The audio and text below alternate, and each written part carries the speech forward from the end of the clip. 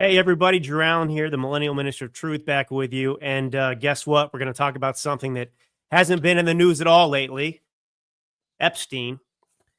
And look, I'm sympathetic to a lot of different perspectives on this. Obviously, everybody has an opinion about this, and a lot of the emotion around this, depending on how you feel. Many people are very upset; they feel betrayed. I'm not here to discredit that. I have gone through those emotions myself, but what I want to do is try to offer a perspective of what is going on based on facts, based on history, based on even going back to the last Trump administration, because a lot of people's memories are short. And I spent 3 or 4 hours last night just frustrated, trying to figure out as best I could what was going on, playing devil's advocate with the different perspectives and trying to answer a lot of the questions that you have been asking yourselves. And I believe that I can confidently give you some answers, certainly perspective. And I think it's important. Um, there are a lot of people out there that are popular that um, many of you listen to, that I've paid attention to myself as well. And I don't want to get into a bashing competition because, you know, this last most recent election was really, I think that people are forgetting right now what a big deal that was. The irony of what we're talking about here with the Epstein files is basically, conquering the deep state. And I think this is what frustrates people, conquering the deep state, or at least feeling like we conquered the deep state in the November election, right? Making sure voting, defeating them so that Trump was reelected. We did the impossible, and now people are suddenly imagining that we didn't defeat the deep state after all. That was just an illusion. That Donald Trump has caved, that Dan Bongino has caved, and so on and so forth. And I don't want to rehash everything we got into last episode. But do you ever consider when you listen to some of these podcast hosts, et cetera, out there, do you consider their track record? I mean, a lot of these people, and the reason I'm bringing this up is because I want to bring up and read the Trump Truth social post that got everyone fired up, that offended a lot of supporters of his, because I can actually explain. I'm not Nostradamus. I just understand because I'm not offended by the post. And I know who Trump is talking to, and it's not who you think he's talking to. You have to remember, Donald Trump is somebody who, these hosts in particular, that just live to stir up trouble. And when I'm asking you about considering the track record of these people, are these the people that told you and guaranteed you that Donald Trump was making a big mistake in Iran and that we were guaranteed to enter World War III because of his actions? That didn't happen. It was a success. These people are never happy. They never celebrate wins. They're just eager to create division at all times. And I get it. It's a shtick. Maybe they believe it themselves too, but it's a way to get views. It's a style. You're trying to appear smart. You're trying to appear enlightened, edgy. And the reality is most of these particular people are idiots. And this is leading me to explain why Trump is upset. And these are the people Trump is upset with. And honestly, I gotta tell you, Trump is right to be upset with these people. Now, not a single one of these influencers, these podcast hosts, right, including myself, could survive a day in Donald Trump's shoes. Today or 8 years ago. This man has been through hell. And that's not exoneration for anything or any criticism. That's not my point. But I want you to think about something. A lot of these people, the World War III is going to happen any moment. They're always just looking to pile on Trump any chance they get. These are the people that I remember. I remember before the primary took place and Trump won easily. These were the people that told us, because they live in the realm of conspiracy theory. They live in the realm of the artificial, the invented. They live in their imagination, and they don't live in reality. So do you remember people leading up to the primary telling you, the deep state, the Democrats, they're going after Trump like this because they know he's the easiest to beat. I mean, talk about like mental gymnastics here. But I remember that these people said, Donald Trump's the easiest person to beat. We have to go with DeSantis or someone else because Donald Trump cannot win the election. The Democrats know that, and that's why they're raiding Mar-a-Lago. That's why they're engaged in lawfare. That's why they're trying to put Trump in prison. Not because they really want to, but because they want us to back him and rally to his support so that we make him our nominee because they're going to beat him and they know they can beat him and they know he can't win. Remember these people? People actually said this. And these people are still out there with podcasts talking about World War III and now commenting on Epstein. And I would just caution you to consider what the track record is of some of these people. But these are the people that Donald Trump is dismissing. The grifters. That's who he's dismissing. The people that jump on and off the train whenever it's convenient and easy and expedient for them. These are the people that jump ship the moment you hit rough waters. So let's just read this real quick, and then we'll get into it because I'm going to get into the history. By the way, share this on your Twitter, your X, it's called now.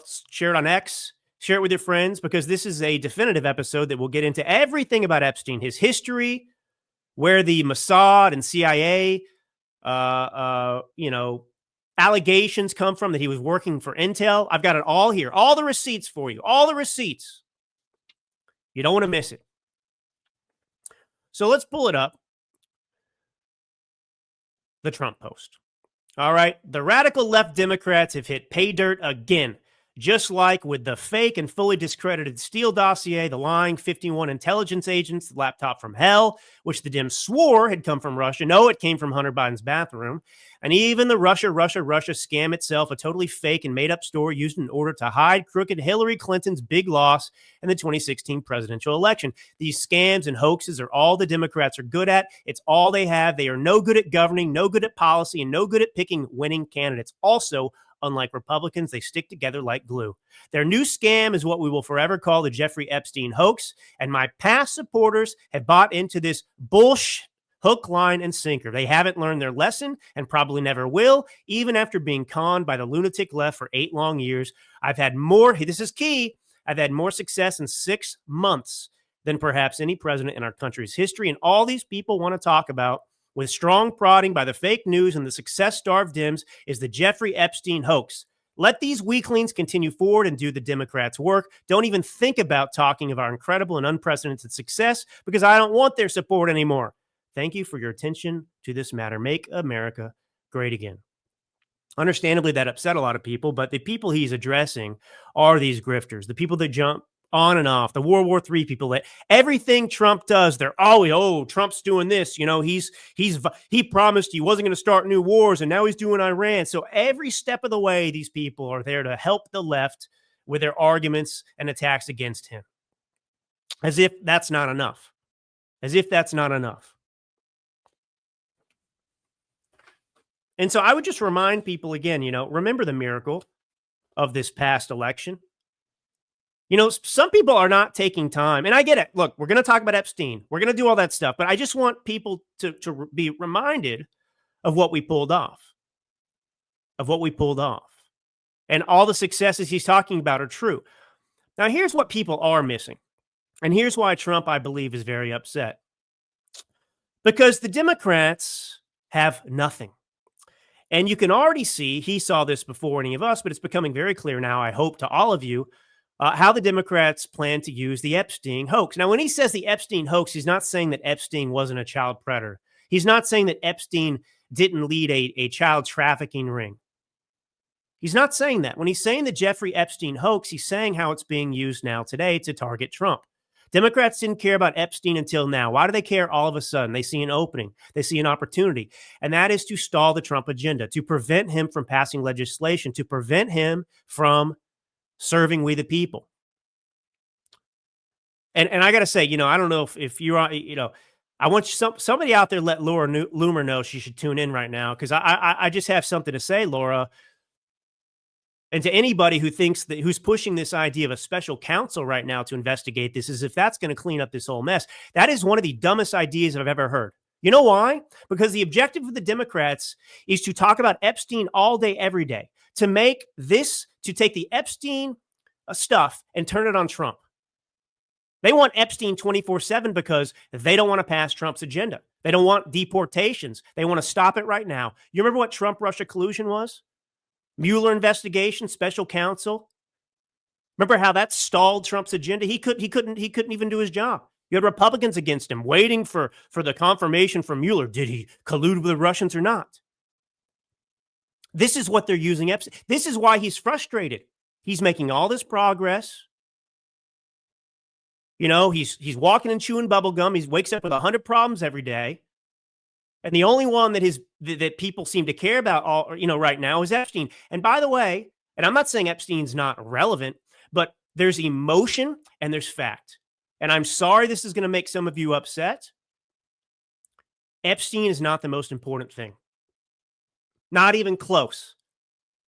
Not even now, I understand what it means and represents, and even is in reality to some extent. It's the elite, the political elite, the powerful getting away with it. Getting away with it. And as a matter of fact, believe it or not, NPR in 2022, they had a decent analysis of what it's become for us on the right. Here's why conspiracy theories about Jeffrey Epstein keep flourishing. And by the way, the left who thought, this is crazy, the Jeffrey Epstein conspiracy stuff. Now they've, of course, flipped, and it's the most important thing ever. And Donald Trump's on the list and so on and so forth. But this is why Trump's upset. And this is what he's talking about with Epstein. Of course, they want an investigation. Laura Loomer gets her special counsel here, and that's all we're going to hear about. Oh, how's the Epstein stuff every day? Meanwhile, he's still got to govern. Meanwhile, he's still got to deport people. Meanwhile, he's still got to deal with all of these issues every single day, clean up the country. I mean, he's fighting people on tariffs, and that's proven to be a success. It didn't do what everybody said it was going to do. So I don't know. I mean, if you want to focus on Epstein too, by the way, the focus should be on Bill Clinton. If we want to go down this route of Epstein, you shouldn't be mentioning the Epstein stuff without bringing up Bill Clinton's name. Bill Clinton's name. But see, the Democrats now, they want to make this a Trump issue. It's all about Trump. What was he doing? And I'm going to get into the Black Book and so on and so forth and what actually exists and reality. But Bill Clinton's the one who flew to Africa and Europe with Epstein. He's the one who was on the jet 27 times. He's the one who went to the island all those times. It's Bill Clinton. It's not Donald Trump. But, Donald Trump, look what the left has been saying about Donald Trump all this time, waiting for their moment. I mean, the Democrats, Reid Hoffman, funded a lawsuit for E. Jean Carroll, who had no evidence whatsoever. New York Governor Kathy Hochul changed the law so that E. Jean Carroll could bring this lawsuit that was outside of the statute of limitations in a civil trial accusing Trump of raping her with no evidence whatsoever. She couldn't even remember what year it happened. And the jury was so convinced that they downgraded the charge to battery. So they didn't even agree that it was rape, but they wanted to get Trump. And so they say Trump's a rapist. He's trying to create this image of him. He's this predator and so on and so forth. He's not. Infidelity is not the same thing that we're talking about here. But, they tried to get him on this, in 2016 when he was running. Locker room talk. The leaked Access Hollywood tape. And he dismissed it. And so now the Democrats now let me explain something. So you see, for Trump, he's been targeted and persecuted for 8 years. Now, I don't know if you remember this, but back in 2017, his labor secretary was a guy named Acosta. I'll give you more info on Acosta in a minute, but Acosta was the attorney, federal prosecutor in Miami. Hi, everyone. It's Naomi Wolf. The American healthcare system is broken. Big pharma charges an arm and a leg for their products, while insurance companies are focused on growing healthcare spending. So I'm always researching ways to take care of myself naturally. And one of the most overlooked factors is improving your blood flow. That means more oxygen and nutrients to your brain, heart, muscles. All our bodies need a little extra help as we get older. I use Blood Flow 7 from Juvenon. It works by boosting nitric oxide levels 230% and opening arteries up to 62% to improve blood flow. With just one dose a day, it's helped improve my stamina, energy, focus, and it supports my heart health, all without caffeine or stimulants. It's doctor formulated, scientifically backed with premium and natural ingredients. I wouldn't share it if it didn't work for me and for people I love. So go to www.bloodflow7.com/daily clout or click the link in the description below to learn more today. In Florida, that when charges were brought against Epstein, was that 2008? I'll get the dates in front of me in a minute. The one that he escaped, like with a slap on the wrist, if even that. Well, Acosta's the one who negotiated that sweetheart deal for Epstein. That's Acosta. So Acosta is in the Trump administration, and he's the labor secretary, and he resigns because the Epstein stuff comes back up under the first Trump administration. And they tried to use Epstein as a distraction then. And so Acosta went away. And the Epstein stuff sort of went away. I mean, Epstein, allegedly killed himself and so on and so forth. And we'll get into those details in a minute, too. And, these Epstein files that the Democrats are now holding, they can't wait to work now, the Democrats in Congress every day. We need to vote on the Epstein files, release the Epstein files. We think we got Trump. We got the Republicans here. First off, Congress cannot compel the DOJ or the Southern District of New York to release files on these types of cases. They actually cannot do that. So this is all just a dog and pony show. It's smoke and mirrors. It's virtue signaling. They can't do it. And what's important here is, what is it that we want? And I understand some of you are probably ticked off right now. I should probably try and find a way to bring out the comments. I'm sure some of you are like, F you, Drew, F you, whatever. Real talk. We need to have a reality check here.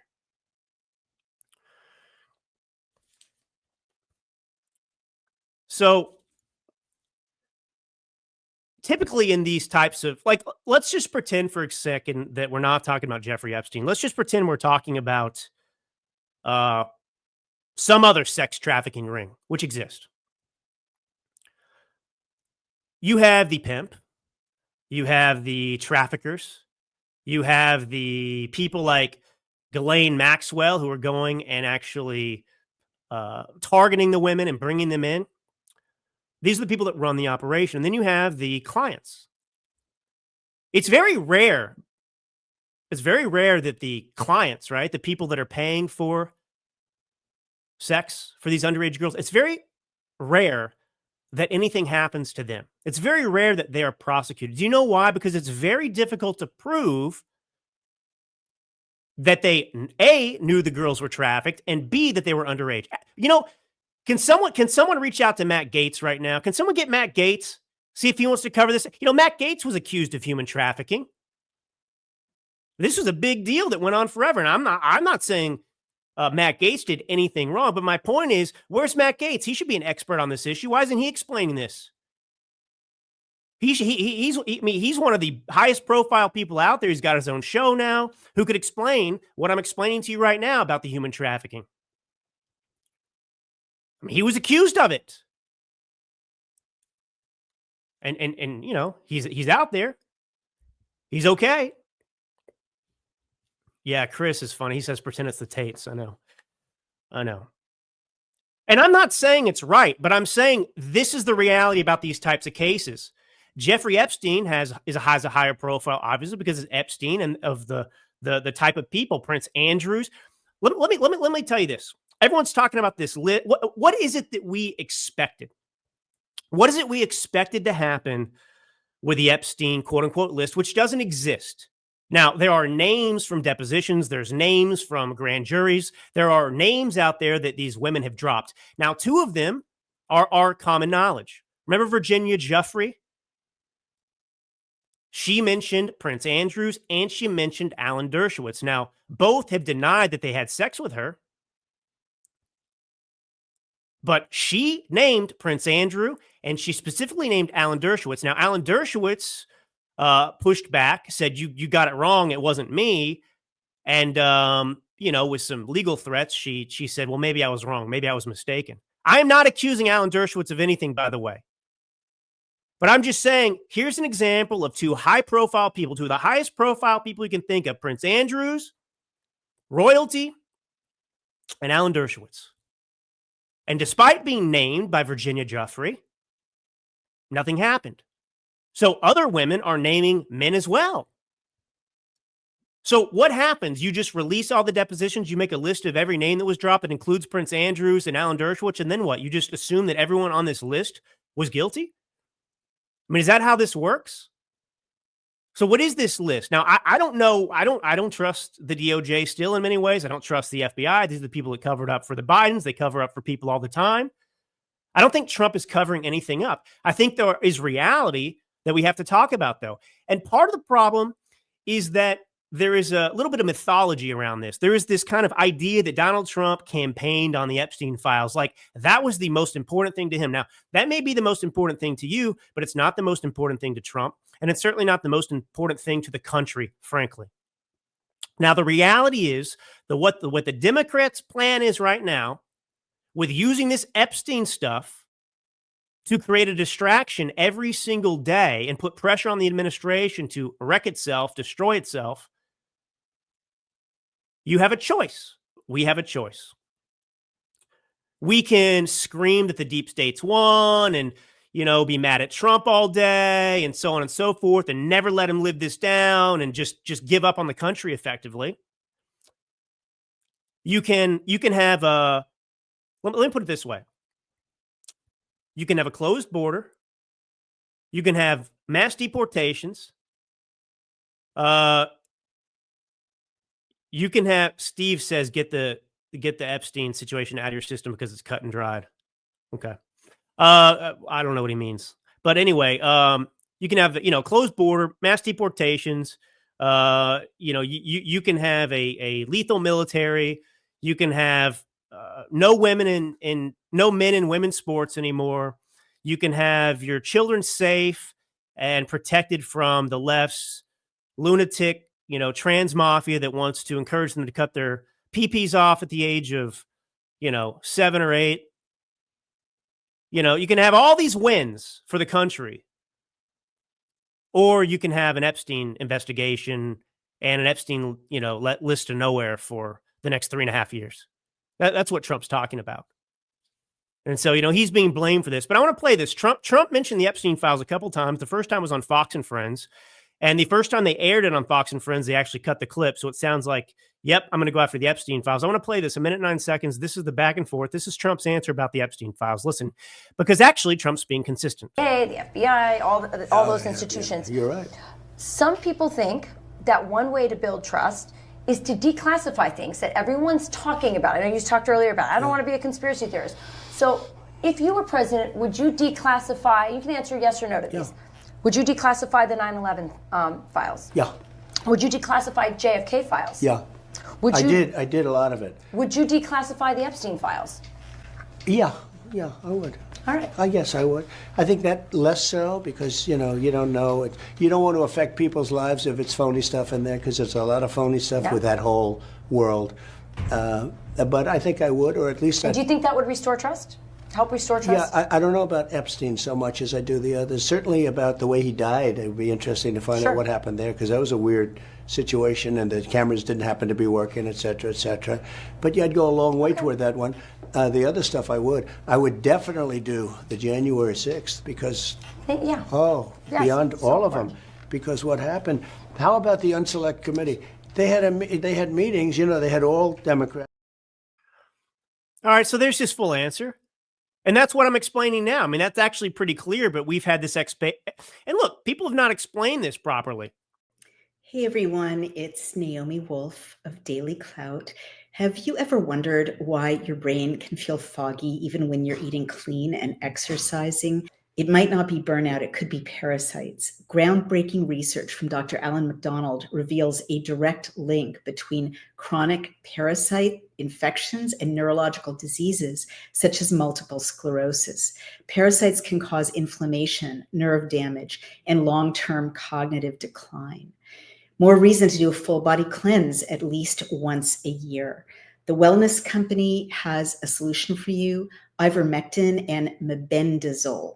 the gold standard parasite solution, now combined in one cleanse combo, designed to eliminate harmful invaders and support your immune system naturally. Medical grade, not some trendy herbal gimmick. Fill out a quick intake form and you'll get a 3-month supply shipped straight to your door. Maha is officially here, and the wellness company is making hard to get medications digitally accessible so you can live your best life. Head to dailyclout.health and use code dailyclout to save $60 off plus free shipping on all orders. Cleanse your body today. Get rid of parasites today. Thank you. I had to think about this for 3 or 4 hours last night thinking, wait a second, you know, how do these typically work? What could be the problems be? What could the problems be? And I'm not saying, I mean, I just think that what we wanted to happen, because this represents something so important to us, it wasn't realistic in terms of delivering. Like what? We're going to get Bill Clinton and he's going to go to prison? Is that what we thought was going to happen? We're going to topple every powerful person that's an evil villain? It doesn't typically happen. And I want this investigated, you know, but not at the expense of victories that we need to secure. And the idea that I would turn my back on Trump, the administration, over this is absurd. Now, I've said before, this is a PR nightmare, but I'll give you a perfect example. You know, this has been so emotionally driven that few have been able, including myself, to take the time to breathe and just like ask a couple questions and slow down. Now, here's Bondi. This is a frustrating thing. This is when she says, you know, she has the list on her desk. And I want to explain something about this because something struck me. The DOJ may be releasing the list of Jeffrey Epstein's clients. Will that really happen? It's sitting on my desk right now to review. That's been a directive by President Trump. I'm reviewing that. I'm reviewing JFK files, MLK files. That's all in the process of being reviewed because that was done at the directive of the president from all of these agencies. So have you seen anything that you said, oh my gosh? Not yet. Okay. Well, we'll check back with you. So she's asked about the list, and when she answers the question, she says, yeah, it's on my desk right now. I'm also looking at the MLK files. I'm looking at the JFK files. You know, when you're on live TV like that, you know, my name is Drew Thomas Allen. I've been on radio and TV before, and they get it wrong. You know, Drew Allen Thomas, because I have 3 first names. And you know, you just don't typically take the time on a short cut like that to, you know, interject something that seems trivial at the moment. You just want to keep going with your messaging. And so it's totally plausible that when she's answering the question, oh, do you have the list on your desk? Yeah, I've got that. I've got the list with the MLK. She's talking about the files. She's talking about the files. The idea that there was this list, like the FBI had already investigated this and they knew who the criminals were and they were, you know, hiding this list from the public because it was incriminating is absurd. Why would you make that list to begin with? If you were trying to cover it up, why would you compile a list? Oh, you know what? Let's compile a list of every, you know, how long the sex lasted, what time, you know, let's put it next to the video. Now, I'm not saying there might be nefarious stuff going on with cover-ups. I mean, when they raided Epstein's house, his Manhattan mansion, you know, in what, 2017, 2019, whatever. We'll look at the dates in a minute. But the most recent time before he, you know, supposedly hanged himself, they collected hard drives. They've got this stuff. Or they had it, but they had it all these years. I mean, it was sitting there under Trump. It was sitting there for you know, 4 years under Biden. I mean, what do you think? They just sat there and, you know, if there was stuff that was incriminating, they were just like, I mean, what? And the idea that Trump is guilty of something, I already brought this up. I mean, use your brains here, use some rationality. The idea that they wouldn't have released something that would have incriminated Trump in the past, they've been trying to get Trump on this forever if they could. They've made insinuations all day long, all the time. But okay, let's just deal with kind of the mythological status of Epstein here. I just want to go through. I basically just want to give you everything you need to know about Epstein. All right, because I want to address the Mossad and CIA stuff because I was curious where that came from, how long that had been around. Because a lot of people are invested in this even more they're really feverish about the Epstein stuff because they believe that, like Tucker Carlson claims, he was working for Israeli intelligence, and he was blackmailing our politicians to get favorable policy for Israel. I mean, these are the things that are out there, and I want to explain where that came from. And let me just put it this way: the likelihood that Tucker Carlson is a CIA agent because his dad ran Voice of America at the end of the Cold War. Ooh, I don't know. So the idea that Tucker Carlson could be a CIA agent as much as Epstein was working for the CIA or Mossad. That's just the reality if we're going to play this game. And maybe he was, but I like facts. I like information. I don't like just listening to some, a podcaster who's intent on this theory. I like to examine it myself. So Epstein, he joins this investment bank, Bear Stearns, in 1976, and he's only there for about 5 years. All right, so it's in the 70s, and he rises up the ranks really quickly. He goes from, some kind of a trader to a limited partner. And then he abruptly leaves, and nobody really understands why he left, if he was kind of pushed out, fired, if there was some kind of bad conduct that took place, whatever. But this is 1981. So 1981, we're in the early 80s, right? And he starts his own private wealth management firm. And he says he only manages the wealth of billionaires. You have to have more than $1 billion for him to even look at you or touch you, right? He doesn't have any employees. He doesn't have any regulatory filings. Zilch. So he operates out of New York until 1998. And that's when he moves the company to the Virgin Islands. And the name becomes the Financial Trust Company. That's when he buys Little St. James, right? That's not until 1998. So that's actually 17 years after he first started his own wealth management company. Now, the first report of possible trafficking of underage girls, or girls, period, was in 1996. This is Maria Farmer, who I think was an artist employed by him. She was employed by Epstein. Well, she went to the FBI. She had noticed girls being brought into this mansion in New York City. Virginia Giuffre, for example, she's kind of the most famous victim of all this. She said she was recruited from Mar-a-Lago in 1999. Now, I want to go through this because a lot of people are ask questions, the Israelis had to be funding him. Where did his money come from? How could this happen? Look, I don't know what the heck he was doing until he met Les Wexner, because Les Wexner is the guy who owned Victoria's Secret.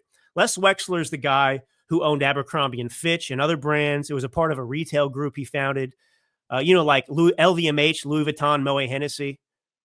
Bertrand is the owner of that. He's a billionaire. This guy owned, L Brands, I think it was called, or something like that. And Abercrombie and Fitch, Victoria's Secret, these were under that umbrella.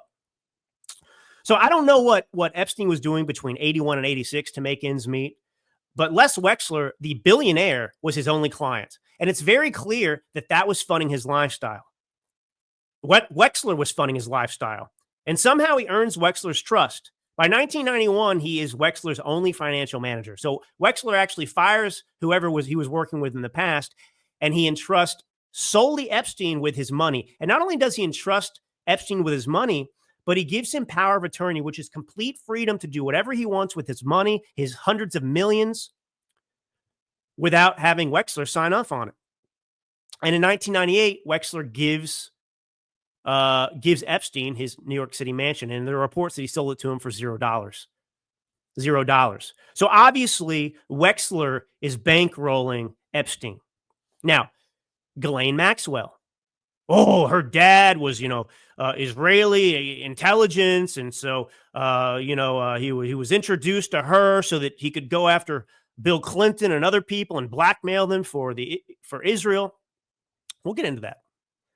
So he meets Ghislaine Maxwell in 1991. That's when it's believed. So this is after years after he's met Lex Wexler. He's already got the Wexler money going. And a lot of people say they were dating. They were a couple. But obviously by the mid-90s, it becomes clear they are a repulsive partnership. She's recruiting the girls. And so it appears this human trafficking operation was actually born in the mid-90s. Like I said, the first reports of girls coming in this New York City mansion that Wexler gave him, or he bought from Wexler, that's 1996. You have to stay healthy and well at times like this. You know that I often have suffered from mobility issues, and now I don't. Part of my lifestyle is Native Path collagen. So Native Path's collagen formula is made with ingredients that are scientifically developed to increase bone mineral density, support tissue recovery, reduce wrinkles, enhance hair thickness, and strengthen nails. Who wouldn't want more collagen with all of these benefits? So right now, when you visit getnativepath.com/daily clout, you can stock up on Native Path collagen for up to an incredible 45% off today, plus free shipping. Every order comes with a 365-day money-back guarantee. You can try it risk-free today. It is a single ingredient formula with no fillers, additives, or artificial sweeteners, and it's third-party tested for heavy metals, which makes sure that it is pure and safe. It's flavorless. You can add it to anything. I add it to my oatmeal. You can add it to coffee or smoothies. Its formula makes it more bioavailable, meaning it's absorbed more easily and mixes without clumping. And the best part is Native Path is offering amazing bundle deals, 3 or 6 packs at a fraction of the price of other brands. With over 4 million jars sold, 1 million happy customers, 8,000 5-star reviews, and a 365-day no-risk guarantee, Native Path is a trusted choice, and they offer an 800 number. You can ask any question. A real person is waiting to help. You can join a private Facebook community. I love these people. Share recipes, success stories. So that's getnativepath.com/daily clout and start your experience of transformation today. But he started living in this mansion in the 90s. It wasn't his, it was Wexler's, but he was living there. So obviously he and Wexler have a great connection. And he's dependent upon Wexler for this lavish lifestyle. And obviously that's his jumping off point into this world of the social elite, to meet the Bill Clintons of the world and even the Donald Trumps of the world and so on and so forth. Now, Jeffrey, remember, she was recruited when she was 15 at Mar-a-Lago, 15 or 16, and it was Ghislaine Maxwell who did it. Jeffrey was a locker room attendant at the spa there, and this is 1999 or 2000. And so this human trafficking operation is really ramping up. It's a 10 to 15 year period, but between 1996, seriously, by the early 2000s, and then 2005 is when he's arrested. And this coincided, of course, with the meeting of Maxwell. She's key to this. So is Wexler. I'm not saying Wexler knew what was going on, but obviously without Wexler's money, he couldn't have achieved this. And so, what exactly is Epstein doing? I mean, Occam's razor is, we know what he's doing. I mean, everyone agrees that he was running a sex trafficking operation. He was trafficking underage girls to powerful people. And they paid for that one way or another. And so that's where the money's coming from. It comes from Wexler, and then it's coming from these wealthy people who are funding him. Obviously, he is not running an investment firm. Obviously. And so it's not even, to me, it doesn't take any imagination. You don't need any imagination to understand what he was doing. He was a human trafficker, just like people coming across the border, except he did it at a high level. Now, why is it that I mean, does human trafficking exist? Yes. Do people do it besides Epstein? Yes. Do they make money off of it? Yes. So why is it that Epstein, when he human trafficked in these big circles, well, he was working for the CIA or working for Mossad? I'll get into that in a second. So let's just finish with Epstein here. He gets busted in July 2006. He's arrested in Florida. He cuts a plea deal with federal prosecutors, and this is wild. His attorneys, that were defending him, it was Alan Dershowitz and Ken Starr, believe it or not. Remember Ken Starr? The Democrats hate Ken Starr because he's the guy that prosecuted Clinton at that grand jury related to Monica Lewinsky. So these are big dogs that are defending the guy that has all the money in the world. I mean, think about O.J. Simpson. How do you think O.J. Simpson got off? He hired some powerful lawyers, and yeah, he played the race card. And we knew he was guilty, but he got off. Same thing here happened with Jeffrey Epstein. And I think this is why people get frustrated too. It's like another example of the rich and connected getting off for crimes they committed. But here's what's crazy about the deal that they reached. And Acosta, again, he's the U.S. attorney in Miami. This is the guy that was labor secretary under Trump who got fired or resigned when the Epstein stuff came up. And this is why he was forced to resign under the first Trump administration, Acosta. So he cuts a plea deal with the federal prosecutors, Epstein does, and Acosta's the one who's negotiating all of this with Dershowitz and Kinstar and the other lawyer.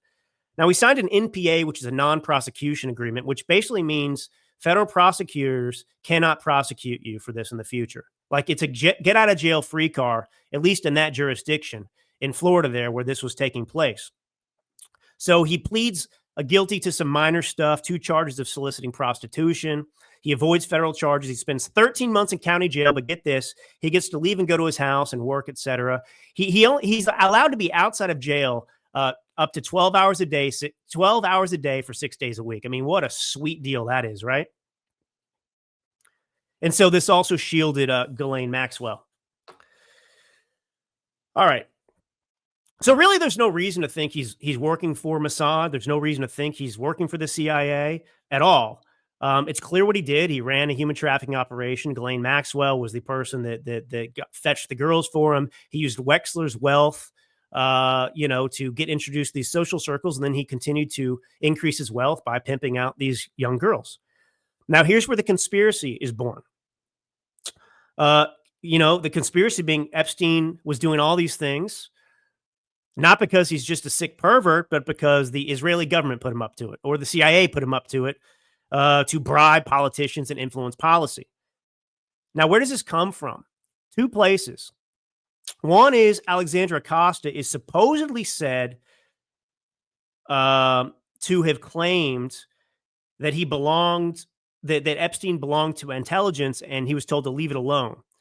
So Vicky Ward, she's the one who brought this up in 2019. This is the woman who was responsible for really getting Acosta and the Epstein stuff back in front of the public's eye. She's the one who outraged the public about what Acosta had done with this plea deal for him. There's a series of articles. I'll pull it up. It was called Perversion of Justice. And, it's a series. What is it? 5, 10, 12 articles. And this is like November of, I don't know, 17 maybe. I don't know. But anyway, that's what drove this.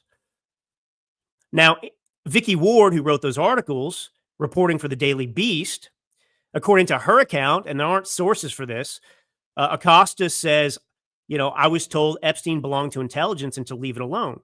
Acosta reportedly told transition team members during his interview for the role of labor secretary when asked whether the Epstein case would pose problems during confirmation hearings. A couple things to consider here with Acosta. He wants to be labor secretary. This is a problem for him, so he needs kind of a scapegoat that's not himself. Well, I was told I was told to take it easy on him. So he puts the blame on someone else.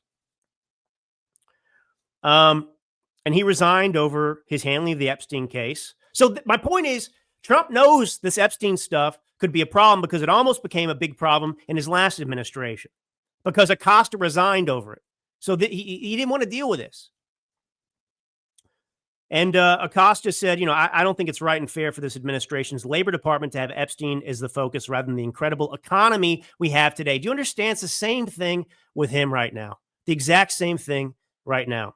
Now, a lot of people are just fixated on Mossad, fixated on this, and they are incapable of analyzing this. And again, maybe that's true. Maybe that's right. But I like to consider reality and the facts first, and I don't see any evidence of that. Now, here's where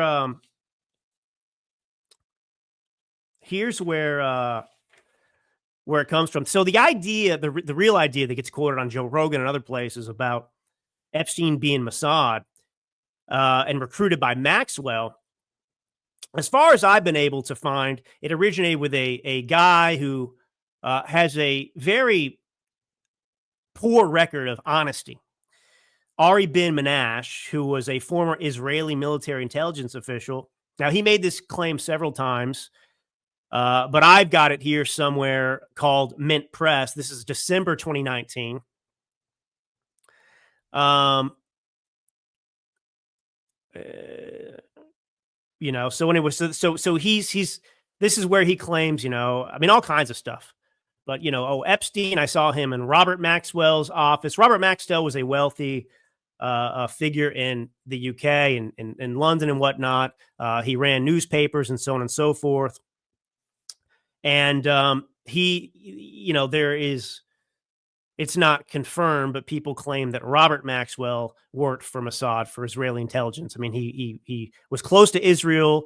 He was a friend of Israel, the Israelis claimed, and the prime minister and president and so on and so forth claimed about him.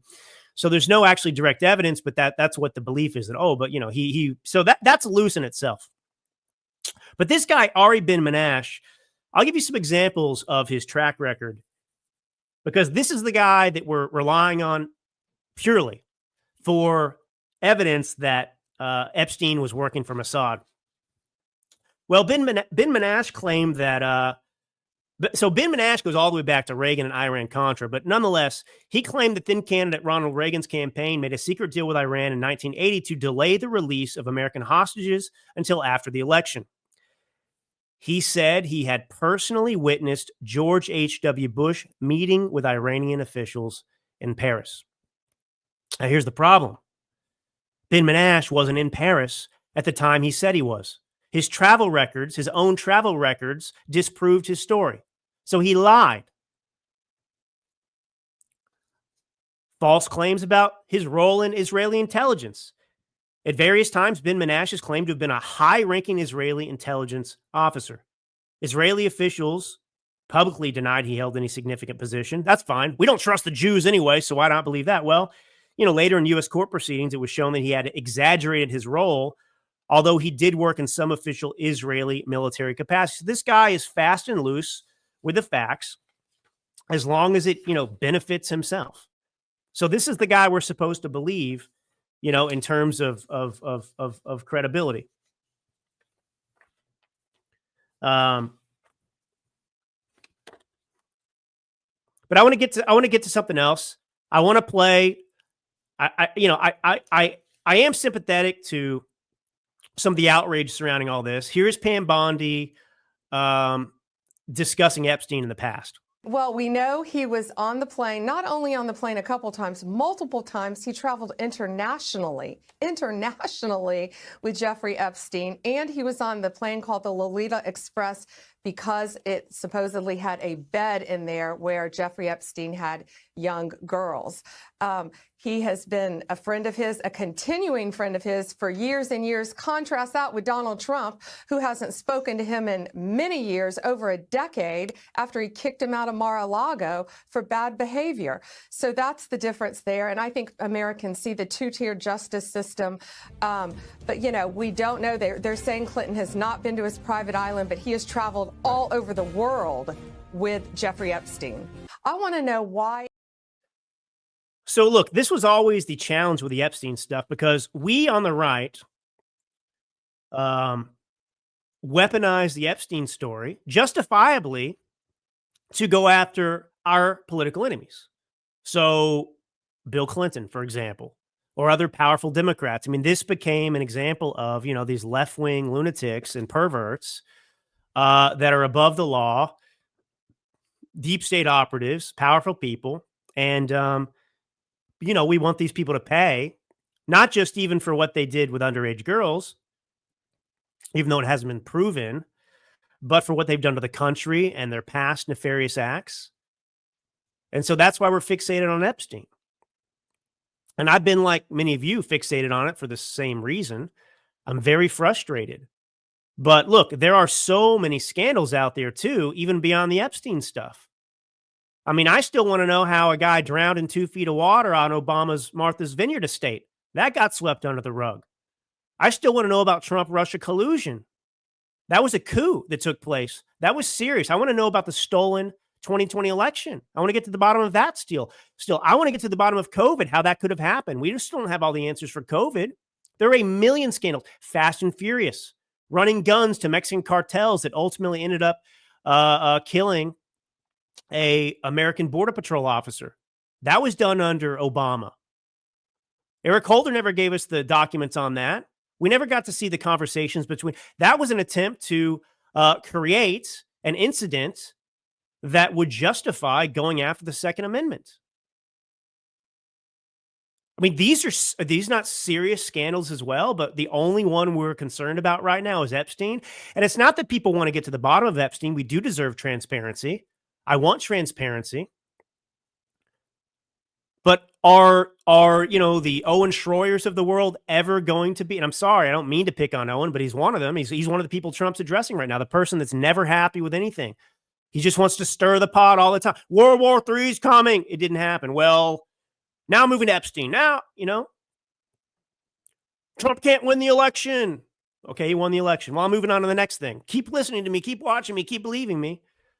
But can you ever satisfy? And I'm not condemning conspiracy theory like it's this horrible thing. Conspiracy theory must exist to fill the space, between an incident and, an explanation that hasn't yet been given. So that's why they happen. And sometimes they are proven right. And sometimes they're not. But these people who live in fantasy land all day long, that don't ever step into reality whatsoever, they don't know what the hell they're talking about. And these people don't. So how are you going to make, what is the end result on this? If you got everything you wanted with the Epstein stuff, what does that look like to you? What is justice? By the way, these client lists and books we talk about, there's 1,000 names, over 1,000 names. Some of these people on it's an address book, a black leather address book. That's what we're talking about with some of this. And there's flight logs. So we know all that. But in this book, it's over 1,000 names. It's everyone under the sun. It's some people who never even met Epstein, but he's in the address book because this guy is accumulating lists of the powerful and the connected. If you're running a human trafficking operation, you're looking for clients. Epstein's looking for clients. Jeffrey bought the island himself. He bought it in 1998, I guess, with the money he had from Wexler. Wexler admitted later on he'd misappropriated all sorts of money. And then, of course, who knows how much money he's making in. That's the reason he set up his bank account and his business ultimately in the Virgin Islands. He's not reporting anything. And they don't require to report anything. So you're never going to know. But there are a heck of a lot of, things I want to get to the bottom of besides Epstein. And at the end of the day, to my point, if Epstein's the only thing you care about, I'm not saying you shouldn't, but it's taken on, in my opinion, an outsized role. Well, we know he was on the plane, not only on the plane. Oops. But just understand that the Democrats are trying to weaponize this to... The irony is, it's very clever what the Democrats have done because obviously they never cared about the Epstein stuff before. And now suddenly they care deeply and they want to tie up this administration in it. Listen to Joe Scarborough. I can't believe I'm going to play Joe. Sorry, it's painful. Listen to Joe Scarborough talking to Jamie Raskin about this. State congressman, you could have gotten that from 21 to 25 when Democrats controlled the DOJ. Why? It was a crisis then. It's a crisis now. Why didn't Democrats call for it from 21 to 25? So, you'd have to go back and look specifically at particular prosecutorial decisions and what was taking place in terms of the other cases. So I don't know. We could try to reconstruct that record. But the point is that Donald Trump is the one who has led the crusade to say that that Epstein, who was his very close friend, and there's all kinds of pictures of them. You see where they're going with this? Oh, well, let's just bring this back to Trump now. Trump was pictured with Epstein. He was pictured with Epstein. So what's the suggestion? Where are they going with this? See, they want this administration mired in a scandal because there is no evidence for any of this. There's no evidence that Bill Clinton did anything apart from circumstantial stuff, which we know, we can speculate, but it's one thing. Look, I'm sorry. O.J. Simpson killed his wife, but he was found not guilty by a jury. I told you the way this works. You've got Alan Dershowitz's name out there that came out of the mouth of Virginia Giuffre. You've got Prince Andrew. Nothing happened to either of them. Steve Ladner was asking me a question about who Epstein bought the Little St. James, the island from, and he bought it from a venture capitalist guy named Arch Cummin, I think the name was. And by the way, Epstein didn't buy it under his personal name. He bought it under a shell company, like he did everything. So that's how that took place. For $10 million, $10.5 million, I think he paid for it. What a steal today. So I think this is getting, it's not that it's getting blown out of proportion. It's that the left just sees an opportunity to take this and use it and drive emotions amongst us and MAGA to do what they did with Trump-Russia collusion. And I'm not interested in letting that happen. That's the irony of all this. I mean, there are 100 issues Trump is dealing with every single day. And I played the clip for you. He didn't campaign on Epstein. But that's what we told ourselves. That was like number one for a lot of people because it represented, the deep state, bringing them down. Trump has not betrayed anybody on Epstein. He's frustrated because he's trying to save the country and he's working his butt off. And look at what he's gone through. He's been shot at. They've tried to put him in prison. Look at how they've treated him with the tariff stuff. He held to his guns on the tariffs. I mean, this guy is a machine working his butt off against a media that is 100% against him, a Democrat Party that is 100% against him. And now he's got to deal with, Owen Schroyer. Or, there are other people out there too that are accusing him of covering up for the deep state. We beat the deep state by electing him. All right. So, I just don't have a ton of in the UK right now, they are lowering the voting age to 16. That's what's happening over there. And over here, we're trying to undermine the president that we voted for to beat the deep state over an Epstein list because we didn't get what we asked for. And by the way, you just have to challenge what you thought you knew. I mean, everyone's upset because the DOJ put out that memo that said he killed himself.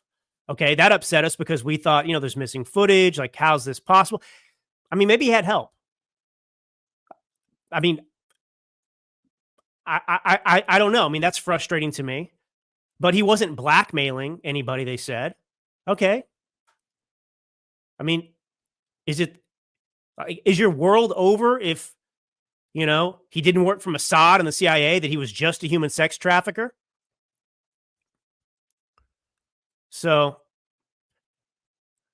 yeah, I mean, look, I love this. Keep your questions and stuff coming because, Roscoe just asked, who was Crooks on the phone with? Thomas Crooks, right? The guy who supposedly, he was there. He took the shot at Trump at the rally. Who was Crooks on the phone with before he tried to shoot Trump? Why isn't that coming? This is my point, folks. There is so much that we want to get to the bottom of. And I don't know what the expectation is here, that Donald Trump is going to solve every last one of these. I mean, I get it. Trump is superhuman in our minds. He's elevated to that status even as a living human being because of what he's endured. And honestly, the impossibility of him winning this election. But look what he's up against. The rhinos are still there that we're dealing with. I mean, look at what he had to do to get that big, beautiful bill passed. And now rhinos are trying to pass, amnesty. I mean, he's being undermined everywhere he goes. What he's already achieved is just, I cannot fathom it. I can't comprehend it. It's so incredible to me. And the idea that people are just going to jump ship on him, and throw him overboard and turn their back on him over, what he didn't run on, releasing. Like this is not high on his list of priorities. And it's not going to save the country at the end of the day. You could get all the Epstein stuff and all those people in prison. And if you have an open border with 20 million people, if you got universities who are pumping out, young communists, if you got communists running rampant throughout the country, winning mayoral races everywhere, if you've got Act Blue going on where Democrats are, effectively, cheating, laundering money so they can fund their campaigns and so on and so forth. I mean, you've got USAID, which he shut down. I mean, the list of accomplishments already is incredible. And everyone, in the media attacked him at every turn. 13 million people are going to die over the Medicare and Medicaid. 20 million people are going to die over removing USAID. We're going to have World War III in Iran. But, Trump, he's protecting the deep state now because, this client list that has been mentioned and that has been talked about before, it's not so anyway. It's easy to be an armchair. I have more respect for Donald Trump and his administration. And look, he could throw Pam Bondi overboard if he wanted to. Obviously, he trusts her. So, he doesn't want this to destroy his administration or harm his administration. And it doesn't need to. But the left would love nothing more for him to get rid of Bondi. And she is working on other stuff. So, I mean, at some point, I'm sorry, some people are like, it's blind trust. You just want blind trust in Donald Trump. I think he's earned a good amount of trust. And I played the clip of Raskin. You see what the Democrats are doing all day long with this scandal, and that's what Donald Trump's talking about. So, yeah, I don't want your support, he says, if this is how you're going to do it, All the things I've done, all the things we've been through together, all the slings and arrows I've taken, and the left is already, you can see he knows because he's been through it, is weaponizing this narrative against me. And you want to join in with them and try and hurt my administration right now and prevent me from accomplishing all these things you elected me to do over the Epstein list? Give me a break, he's saying. So anyway, that's my 2 cents on it. That's my 3 or 4 hours I went through last night diligently researching all of this and, researching the track records of all these people that keep making these claims that haven't been right about anything. Why would I listen to somebody who's never been right about anything? Trump, on the other hand, has been right about most things over and over and over again. He's been proven right. So why now? I mean, and I get it. There's some stuff out there he said that's a little bit curious that doesn't make sense, suggesting that maybe the lists have been doctored and so on and so forth. So look, we deserve an explanation about that. You have to trust to a certain extent, but it's not all going to happen tomorrow, right this moment. Everyone seems to expect he's going to fix the country and solve everything and every investigation in 2 seconds. Some of these people I listen to that are on here yelling and attacking Trump all day long, it's like, okay, well, now Donald Trump says that is suggesting that maybe these lists were doctored. Where are the prosecutions? Did these people not think about process? Did not think about how this stuff works? Did not think about what he's up against, the number of people that are involved in making this happen? Do these people not even understand that you have the Southern District of New York that holds some of these papers? They have to release them and so on and so forth. I mean, it's just like the stupidity out there is what kills me. The lack of thought towards anything. Trump. These people don't know how the 3 branches of government seem to work. They don't understand law. They don't understand, how these cases work. They don't understand precedent. None of it.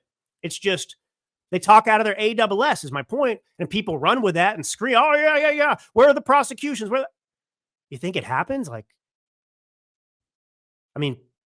Put pressure on, make demands, hold people accountable, but for goodness sakes, don't do it without giving somebody the benefit of the doubt who's earned it." So, look, I want transparency on a lot of things. I went on COVID. I went on the Russia hoax. I went on Biden crimes. I went on Fast and Furious.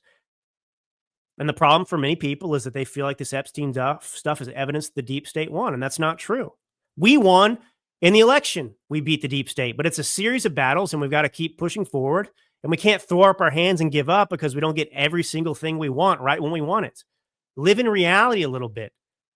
Some people prefer to live in fantasy land where they're just unhappy and miserable all the time because they don't actually have to do anything.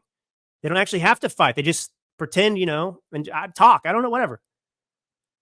But I just want to remind you to end with the miracle that we're living in right now. I mean, Trump's election and comeback was a victory against the deep state, and it was a substantial one, as I told you. I mean, Trump's going to be gone in 3.5 years, and we may, look, Reagan served 2 terms, and then we got Bush. The deep state came back. There's no guarantee about the future. And maybe that's why people are so frustrated. They think that this is the only opportunity we get to like solve everything in 4 years. But the problem for a lot of people is they have like their perspective on the world is it's like 1 day or 1 year or 5 years. I think the way Trump looks at a lot of this stuff is a 100-year plan with the tariffs and everything else. He's looking long-term when he talks about, acquiring, more land, Greenland, for example. I mean, he's looking towards the future. But we're sitting here looking at the past even with some of the Epstein stuff. And again, I'm just begging you for your own sanity and mental health. Appreciate this moment when you can. Celebrate the victories. Because, you're not guaranteed anything in the future. I don't know what's going to happen in 3.5 years. I don't know what's going to happen in the midterms. But some people want to manifest like, oh, we're going to lose the midterms now. Well, so Roscoe, I don't agree with you. If our government being run by blackmail, wouldn't you want to know? That's the issue with the Epstein list. And I'm telling you, they're telling you there's not evidence that happened. So my point is, if you are certain that Epstein worked for Mossad, and that's just what you've decided, and you're not willing to accept anything else, how can you ever be satisfied? Because if you're told he didn't work for Mossad, like the DOJ memo, well, he wasn't blackmailing anybody. He wasn't working on behalf of any government. We haven't seen any evidence of that. Well, you just say it's a cover-up. Steve's got it. A nation $37 trillion in debt is weak. So we got all these problems is my point. And we've got to solve them. And, it's okay to disagree, but the disagreements we seem to be having, fueled by the media that wants this to take place in the Democrat Party, is such that we're fracturing. And the Democrat Party right now is weak. They're fractured. I mean, they didn't take a single lesson from the last election. They're moving radical left when the country rejected that. They might win in New York City or Minneapolis, but they can't win a national election with candidates like that right now. So, that's that. But anyway, I want to move on from Epstein after today, as much as I can. I'm not going to talk about it for a full another episode again. I had a whole list of things that this administration is accomplishing, which is just fascinating, impressive, amazing economic news. He's moving to fire Jerome Powell. I mean, wow, the deep state guys going after Jerome Powell. I mean, come on, give me a break. But, obviously, Donald Trump had an association with Epstein. They want to weaponize that right now and care. And they want us to help put the pressure on for that because they don't want us talking about the victories. They don't want us solving the problems. They want us to just sit here squabbling about the Epstein list, and I'm sorry. If getting the Epstein list in whatever form it means, if getting the Epstein list means, that we don't have any more accomplishments over the next 3.5 years, if it means that we don't deport 20 million illegals plus, if it means we don't eliminate birthright citizenship, if it means we don't go back to the founding of the country, I don't want the Epstein list. It's not worth it to me. All right, folks. God bless you all. This is Drew Allen. Thanks for joining me. Until next time.